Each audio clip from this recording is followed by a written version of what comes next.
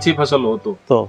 अच्छा जी, अब फसल फिर आप स्टोर करते हो कि कैसे, कच्चा बेच देते हो? नहीं, कच्चा बेचना पड़ता है यहाँ। कच्चा ही दे देते हो? हो, कच्चा ही देना पड़ता है। तो किस तरीके से बेचते हो साहब? वो हमारे यहाँ व्यापारी होते हैं, जी जी। उसको पूरे साल का हम एग्रीमेंट करते हैं। अच्छा जी। एक फसल का जी जी। तो वो 10 रुपया रेट होता है। 10 रुपया रेट से वो व्यापारी यहाँ से ले जाते हैं पूरा माल। 10-11 ये इसके हाँ, आसपास? हाँ, इसके आसपास। लगभग हर बार यही जाता है कि कम ज्यादा भी जाता है जी? नहीं, हर बार वही रेट चल रहा है, महंगा नहीं हुआ। अच्छा, 10-11 से महंगा नहीं जाता? हाँ। अच्छा, 10-11 के भाव जाते हैं? हाँ। अच्छा, कोई मतलब ऐसा भी आपका दोस्त कोई मित्र जो स्टोर करता हो और फिर बेचता हो, तो उसका क्या भाव चला जाता है जी? उसका तो इस वक्त तो मार्केट बहुत तेज है। अच्छा जी। वो 30 रुपये यहाँ मार्केट में बिकती है। जी जी। 30 रुपये से 30 से 40? हाँ, पक्का माल 30 से 40 बिकता है मार्केट में तो। जी जी। लेकिन ये पकाने के लिए कोलेस्ट्रॉल चाहिए आपको, एसी वाला। वो महंगा पड़ जाता है, हर किसान लगा नहीं पाता ये। वो महंगा पड़ता है इसलिए। हाँ। वो फूड स्टोरेज का जो होल बनाना पड़ता है। हाँ, कोलेस्ट्रॉल। इस वजह से आपने नहीं लगाया? हाँ, ये व्यापारी लोग लगाते हैं। वो यहाँ से कच्चा केला लेके वो उसमें पकाते हैं, बाद में वो बाजार में बेचते हैं, मंडी में। अच्छा जी, अब जैसे मैं खर्चे की बात करूँ साहब, तो आपको लगभग, आपका ये फार्म कितने एकड़ में है जी? ये मेरा फार्म है 5 एकड़ में। 5 एकड़ में। अच्छा जी, इसमें लगभग आपको कितने आदमियों की जरूरत पड़ जाती है जी काम करने के लिए? 8 आदमियों की जरूरत पड़ती है जब फसल तैयार होती है तो। अच्छा, फसल तैयार होती है तब? हाँ। और शुरू में जैसे अभी पौधा वोधा लगाया उस टाइम पे या और कभी तो और बीच में फिर कोई दिक्कत नहीं आदमियों की? नहीं, जरूर पड़ती है। उसमें जो कटिंग करनी पड़ती है ये पांदों की, ये उसके पीले छोटे छोटे उसको निकालने पड़ते हैं। वो भी एक ही पीला रखना चाहिए। अच्छा, वो छोटे छोटे काटना पड़ता है। अच्छा जी, तो 8 मजदूर, या मतलब आप घर के आदमी हो या मजदूर हो, जैसे भी हो, 8 आदमियों की जरूरत पड़ती है? 8 आदमियों की जरूरत पड़ती है। अच्छा जी, फिर कटिंग वटिंग उसी के हिसाब से कर लेते हो? हाँ। और व्यापारी फिर यहीं से लेके जाता है जी? हाँ, वहीं से, वो खेत से ही लेके जाते हैं। अच्छा, व्यापारी जी अगर मान लो नहीं लेके जाए तो फिर आप माल का क्या करो? तो मंडी में डालना पड़ता है।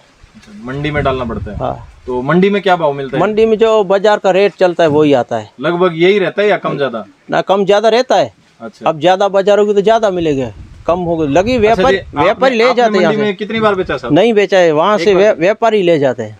अच्छा, तो मतलब आपका व्यापारी के साथ एग्रीमेंट रहता है? एग्रीमेंट पूरे 1 साल का। अच्छा, हाँ, फिर अगले साल फिर अगले साल का दूसरा नया एग्रीमेंट करते हैं। हाँ, उस तरीके से फिर आप सिक्योर रह जाते हैं।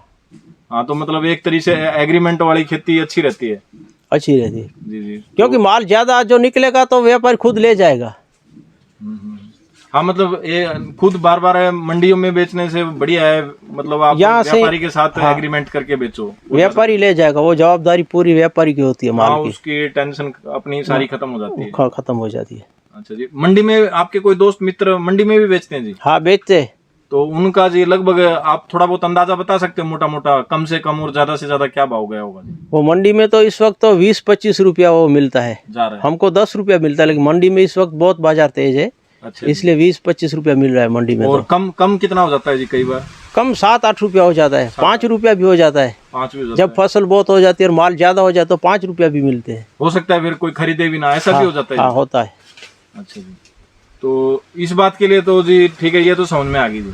अच्छा, अब फल वाली बात जो थी जी अपनी, उसको आगे करते हैं। जैसे अभी आपने बताया 11वें महीने में फल कट जाता है, तो फिर पौधे को कैसे मेंटेन करना पड़ता है जी? उसी पौधे को रखते हो कि कैसे? आप बता रहे थे कि भाई जड़ में दूसरा पौधा निकलता है, उसको रखना पड़ता है। हाँ, उसके बारे में बताइए। हाँ, मैं बताता हूँ। अगर जो ये पेड़ दिख रहा है जी जी, इसका जो पक गया, इसे कटिंग हो जाएगी। अच्छा जी, इसकी कटिंग हो जाएगी? हो जाएगी जी। इसके बाद ये इसका पौधा है। अच्छा जी जी, वो पौधा बड़ा हो जाएगा, वो पौधा फल देना शुरू हो जाएगा। अच्छा जी, ये पौधा सब में निकलेगा जी? सब में निकलेगा। पौधे तो बहुत निकलेंगे, लेकिन काटना पड़ता है, एक ही पौधा रखना पड़ता है। अच्छा, कई पौधे निकलते हैं, कई काट के आपको एक रखना पड़ता है? एक रखना पड़ता है। फिर इसमें कैसे ध्यान रखना पड़ता है जी? ये वाला रखना है, ये वाला नहीं रखना? जो अच्छा होता है ना, हाँ हाँ, बढ़िया सा, उसको रख देते हैं और दूसरों को काट देते हैं। कोई एक दिखाओगे जी, कोई आसपास हो तो? ये वाला। अच्छा जी, ये वाला बढ़िया अच्छा है। अच्छा, ये जो बाकी हाँ, जो ये काट दिए सब। अच्छा जी, ये काट दिए। हाँ, पूरे। अच्छा, ये दोबारा फूट रहे हैं, फिर इनको हाँ, दूसरी बार फिर काटना पड़ेगा। अच्छा जी, 3-4 बार काटना पड़ेगा इसको। तो ये सामने वाला दिख रहा है वो बढ़िया पौधा है।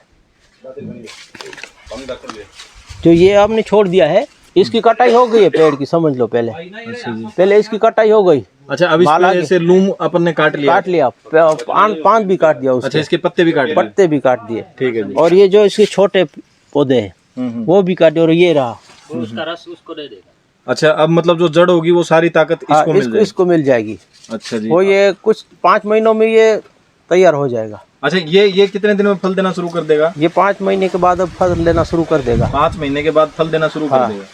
अच्छा, तो और फिर इसके बाद कितनी बार और फल देगा जी ये वाला? इसके बाद एक बार, जो अगर एक आप टिश्यू लगाएंगे तो 3 बार उसमें कटाई होगी। अच्छा, अब जैसे इसकी कटाई हो जाएगी, फिर ये दूसरा पौधा दे देगा जो आपने बताया अभी रखा है हमने। इसकी कटाई हो जाएगी। फिर बाद में ये जब एक लूम देगा जो, तो इसमें ये निकलेंगे पौधे। अच्छा, जो वो निकलेंगे। हाँ, जो ये पौधा नहीं, इसको एक को छोड़ देंगे हाँ, तो ये वही बड़ा हो जाएगा ये। अच्छा, ये इसमें कितने दिन के बाद जैसे ये तैयार हो जाएगा? अब 6 महीने में? हाँ, ये 6 महीने में तैयार होगा। 6 महीने मान के चले। हाँ। अच्छा, 6 महीने में तैयार हो जाएगा और 6 महीने में इस पे फल भी आ जाएगा। हाँ।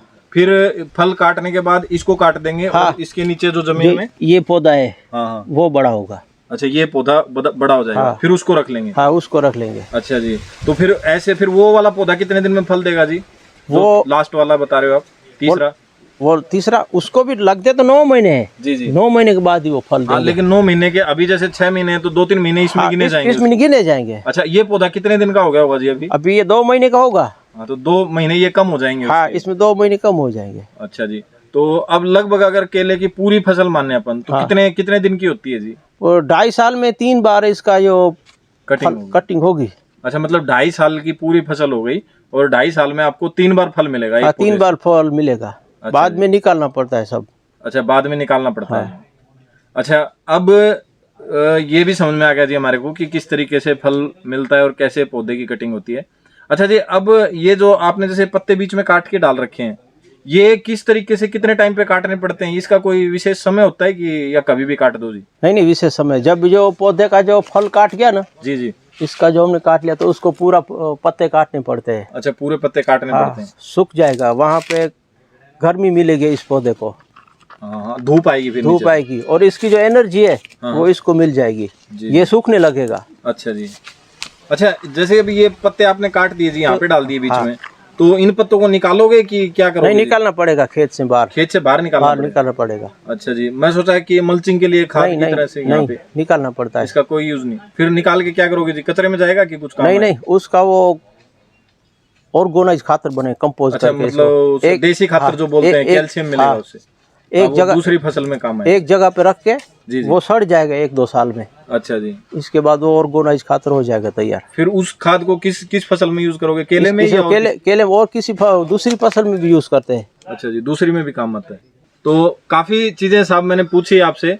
अब आप खेत में रहते हो सर, सारा दिन काम करते हो यहाँ पे, मधुमक्खी वगैरह भी, तो आप उनसे कैसे मतलब अपने आप को मेंटेन करते हो या कैसे बचाते हो, या डर लगता है कि क्या होता है सब उसके? नहीं सर, इसमें जो केले का बगीचा उसमें मधुमक्खी आती है। जी जी। लेकिन मधुमक्खी से कोई डर नहीं लगता। अच्छा जी। लेकिन जो ये पत्ते पड़े हैं जी जी, और जब गर्मी की सीजन होती है तो बाहर गर्मी होती है, इससे ठंडक के कारण वहाँ सांप आ जाते हैं खेतों में। जी। जो सांप हमारे यहाँ बहुत जहरीले होते हैं। जी जी, जिसको हम कोबरा कहते हैं।